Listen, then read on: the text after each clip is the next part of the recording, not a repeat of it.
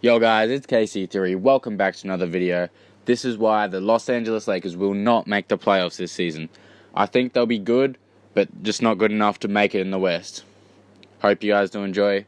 Hit the like button if you do enjoy, sub if you're new, and let's get into this. The Los Angeles Lakers are the most overrated team in the entire league by far. The Lakers brought in 9 free agents this offseason. These guys haven't played together at all, and most of them have hated each other in the past.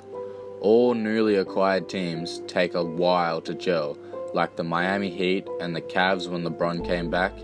Even the Warriors struggled for a couple of games when KD first joined. I could easily see this team taking at least 20 games to learn to play together, and they will probably start with somewhere between 6 to 9 wins in the first 20 games, which would be fine in the East, but this is the West, and if last year is any indicator, they'll need at least 48 wins to make it. And this inevitable slow start could be their downfall. Barring injuries, there are 9 teams, I believe, that have a good shot of keeping LeBron out of the playoffs this year. The Warriors, Rockets, Trailblazers, Pelicans, Nuggets, Jazz, Thunder, Spurs, and Timberwolves. If Mike Conley and Marc Gasol can return to form with the Grizzlies, there's always a chance they could make some noise as well. If you look at LeBron's 7 consecutive finals, he had one thing surrounding him on all of his teams, and that was shooting. He had Kyle Korver, Mike Miller, Ray Allen, Chris Bosh, Kevin Love, J.R. Smith, Shane Battier, Rashard Lewis, and more. He had shooters all around him. That is the main thing that the Los Angeles Lakers are lacking in.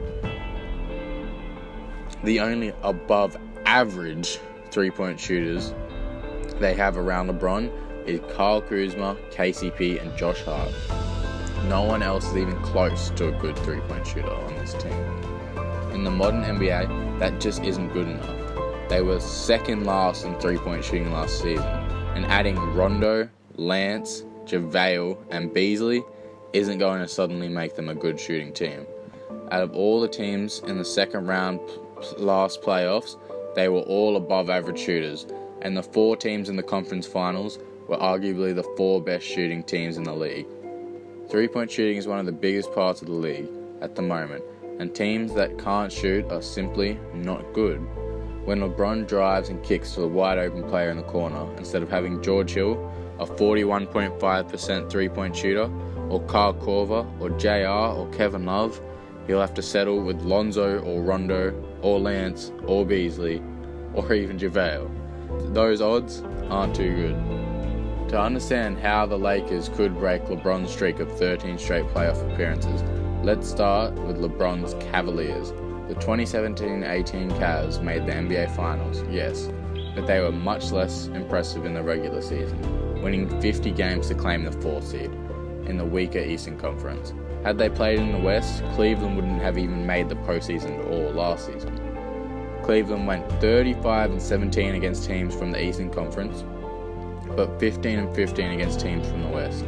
If the Cavs had played the schedule of a Western Conference team, that's 52 games against Western teams and 30 against Eastern. They would have won an estimated 46.2 games, or 0.8 games short of the East-seeded Timberwolves. Are the Lakers this season better this season than the Cavs last season? Let's look at both teams without LeBron.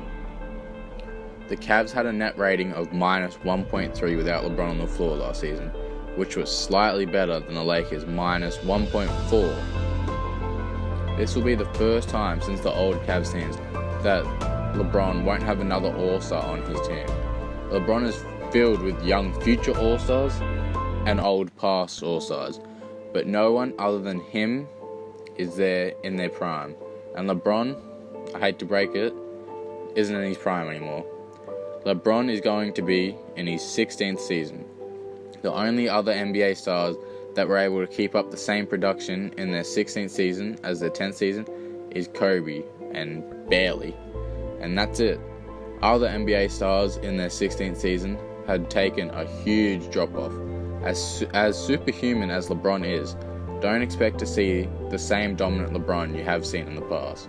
He's trying to change his game from a pure athletic beast to a skillful player who picks his spots. This team is going to be a project. That's why LeBron signed for 4 years, so he's not expecting much right away. He's expecting this team to grow, and so am I. But right now, this just isn't good enough to make the playoffs. This season, no matter how much LeBron tries to carry the bones on his team. This team's chemistry will be horrendous. It is full with veterans that want to control the game and young players who last year this was their team. Either the veterans like Rondo, Lance and Beasley will have to take a step back, which they haven't been able to do in the past, or these young players will have to go into their shell and just go with everything they say. The team is full of players with huge basketball IQs, but that isn't necessarily a good thing, as no one on this team is going to respect Luke Walton. Rondo has an extremely hard time listening to coaches, as he believes he's smarter than most of them, but now he has to listen to LeBron as well as the coach.